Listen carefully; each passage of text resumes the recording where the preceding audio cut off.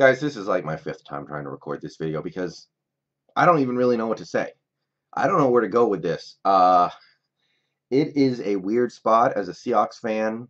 I've been here before, but it's been like 8 or 9 years, so I don't even know where to go with this one. I just got finished watching the touchdown montage on Red Zone. The last game obviously was the Broncos winning. I started trying to make my video after the Broncos locked up that victory.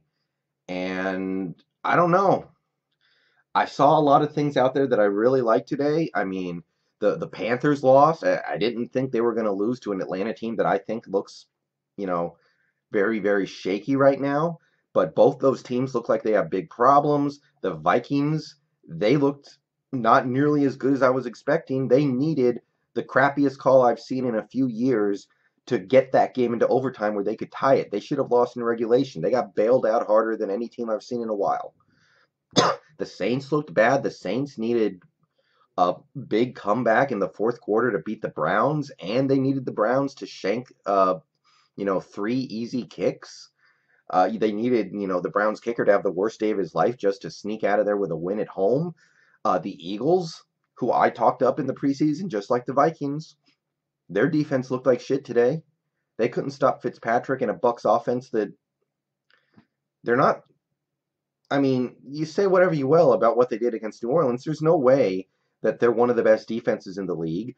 And if what we're seeing so far from the Eagles matches reality at all, they are putting everything on Carson Wentz and Alshon Jeffrey to come back and make them the best offense in the league because their defense is not doing as well as I thought they would. The Redskins looked like shit today. I thought they were going to blow out the Colts. I think the Colts suck. Redskins got beat by 2 scores. They got beat handily. They trailed almost that whole game. I think they trailed pretty much the whole game. Even the 49ers didn't look very good. I mean, the 49ers needed to hold off a comeback to win by 3 points against the Lions at home.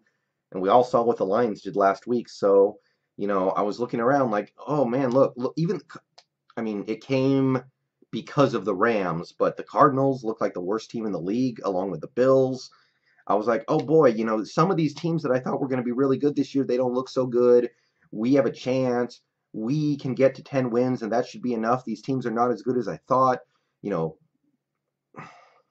Reality sets in. You can do all that shit in your head, and I certainly did it today. I was like very happy with most of the results today, but reality sets in. Okay. So I'm going to watch this Sunday night game, obviously. It starts in like 15 minutes. And then we got tomorrow.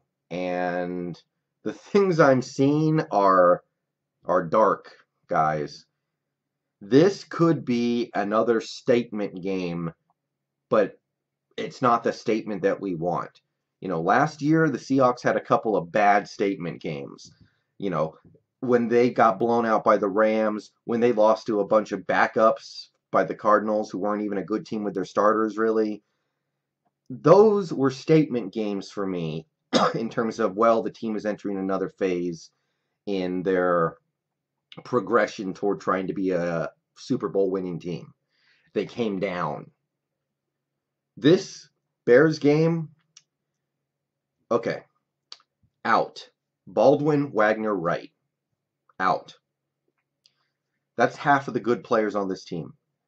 There are 6 or 7 really good players on this team who I trust to help us win week in and week out. I just lost 3 of them. So that right there has to make you pause. Doubtful. Flowers, Fluker, and throw Delano Hill in there even though he sucks. Probably not going to play. In fact, I would really count on them not playing. And just to throw a little bit on top, Shaquille Griffin, questionable, showed up with a thigh injury this week out of nowhere. Not good. The things I'm seeing from this injury report matched up with this game on Monday night are ugly. We have no corners. If Shaquille Griffin doesn't play, which my gut is he doesn't play tomorrow, but we'll see. If Shaquille doesn't go, we have Coleman, Nico Thorpe, and at that point maybe Akeem King. None of those guys are ready for their role in this game. I mean, Justin Coleman is an elite slot cornerback, but now we're going to move him to number one cornerback? I really hope not. He's not ready for that. He can't handle that. Our linebackers are going to be a dude we signed like 4 days ago, a dude with one hand, and Calitro. And I don't even know how to describe Calitro in a way that makes him stand out, so I'm just going to say his name. If the Bears do not have at least 400 yards of offense and like 28, 27 points on offense, Matt Nagy should be fired before he gets to the locker room after this game, because all we have is our defensive line, which played terrible in week one. We had the worst pass rush of any defensive line in the league last week, and our safeties. And what good are your safeties when nothing else is producing? I mean, Earl's going to stop big plays. Oh, great. Mitch Trubisky doesn't make big plays either way. And what good is it if he's just hitting receivers for 8 yards a pop all game long because none of our corners can cover? So that could be fire and brimstone. This could be a real fire and brimstone game for this defense. And they've had a couple in the last couple years. You know, not what we're used to as Seahawks fans. But this could be another one. Another cherry on top of the shit Sunday, DJ Fluker, the guy who I'm counting on to make this running game go. I've said it a couple times already. When DJ Fluker gets back, I think this running game is going to start to work. But still nothing from him this week. Probably not going to play tomorrow. I would bet heavily on him not playing. How do we run the ball? And everything I just said is on top of the problems we already have. I mean, our defensive line is not very good right now, even when everyone's healthy. Our secondary right now, it's got some good stuff in it, but it's got some real weaknesses in it as well. And look, I had a lot of comments on my last video about Michael Kendricks saying I was overreacting, that I need to chill out, that it's not a big deal. You're right, I probably was. I overreacted a little bit. I wasn't overreacting about Bobby. Bobby is injured. He's going to miss at least this game. We have no idea how long he's going to miss, but we know he's out at least one game. So I was right about that something was going on with Bobby. But you're right, he's a really good player, and he's good depth, and, you know, when we get everybody back, we'll have a really good group of linebackers. Kendricks is capable of playing better than KJ Wright, if you're being straight honest. So, yeah, but I still have to ask, why are we the team that signed him when all 32 teams in the league could have had him, and nobody, as far as I know, was even considering him? So there's a little bit of desperation there. I don't care what anyone tells me. That's not a great sign. So, okay, you can justify that. Justify this, guys. Tom Johnson, defensive tackle. We signed him from the Vikings. We guaranteed him $2 million. And he starts against the Broncos. He plays one game. He got cut. We guaranteed a guy $2 million. After one game, he's gone. So, yeah. Everything I'm seeing with this right now is ugly. A lot of it's bad luck. These injuries, I get it. It's bad luck. We're having one of those years where just the injuries keep piling up, and they're piling up early in the season, which is obviously not good in a season where your schedule gets really hard in the second half. But we're not making good decisions right now. Tom Johnson, did he do anything in that Denver game to tell you he was worth $2 million for one game? I don't think Kirk Cousins gets paid $2 million for one game. I don't think Aaron Rodgers gets $2 million for one game. Maybe he gets exactly $2 million, actually. So yeah, the only thing that is going to make me stop seeing ugly things with this team is when we start winning again. That's it. I need to see this team win some games, or else I'm going to continue to see things just head south, because signing players, acquiring players, drafting players, hearing the great things about them in camp, seeing good things from them in preseason, I can't do it anymore, guys. Until you win, you are what you are. That's where I am right now.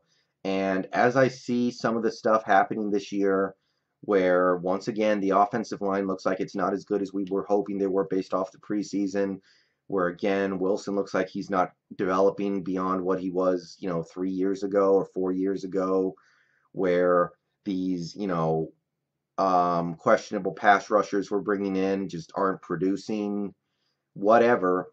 I need to start seeing it on the field on Sunday in games that count. Until I start seeing that, you are what you are. And, by the way, just when I was feeling really good about the way this Sunday in football was going, I saw the Raiders march up and down the field on the Broncos defense. Derek Carr, shitty quarterback, by the way, 90% completion percentage. Meanwhile, the Raiders defense, which is also probably pretty bad, held Case Keenum in check pretty much that whole game until the very end. I'm remembering what those Broncos did to us. And I'm like, we might want to take some of those positive thoughts because we looked okay in week 1 out of our head. So, yeah. Tomorrow, look, it's not like we can't win. I don't know where the Bears are mentally right now. And as lame as it is, as a fan, for me to say that I need the other team to lay down so we have a chance to win, the Bears might just do that, and please let them do that. I would love to go to 1-1 because the Bears just decided, we don't feel like playing good today, whatever, we're going to go get our checks. Bears last week blew a 3-touchdown fourth quarter lead to their most hated rival. I've seen teams do that, and then they just don't look right for like a month. It takes a while for you to mentally get yourself in the right place after you blow a game like that. So if the Bears come out there tomorrow and just suck and give us the game, I won't be shocked.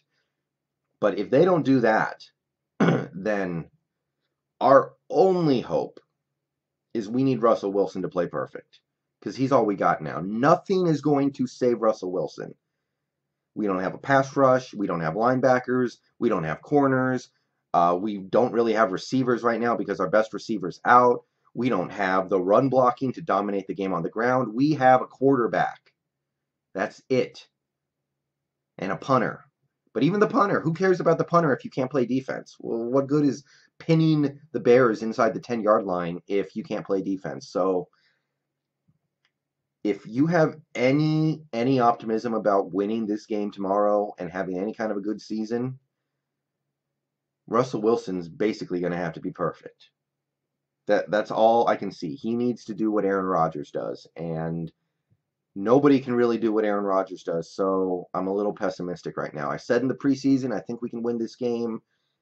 Feels like too much to ask for right now. So I'm going to watch tomorrow. I'm going to hope we do good. I'm not really going to get mad about much because there's not going to be anything to get mad about. But somebody's going to have to surprise me, I think.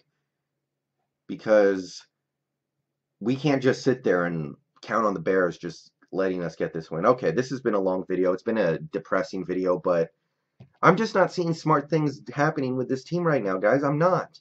The Tom Johnson thing was kind of a last straw for me. You pay a guy $2 million to start at defensive tackle for one game, and now he's gone. Do we bring him back in a couple weeks for some reason? I don't know. Could be dark days. I mean, in the preseason, we read the articles that said, oh, this Seahawks team could win 3 or 4 games this year. They could be one of the worst teams in the league. Personally, I kind of laughed at that. I was like, come on, we're going to win at least 6 games. We have too good of a quarterback. We have too good of players on defense. We're not going to be one of the worst teams in the league. But we got the injuries to really make that happen. And if we start this thing 0-2, we will be well on our way to that. And honestly, part of me says, bring it on. Let's get a high draft pick. But we can't do that yet. We still have the opportunity to scrape something together in this season. We need to win these next 3 games, I think. And this team can impress the hell out of me tomorrow. That's really all you can say. All right. Long video, but there was a lot to talk about. I'll see you guys later. Go Hawks. Go 12s. Blah, blah, blah. Weird spot.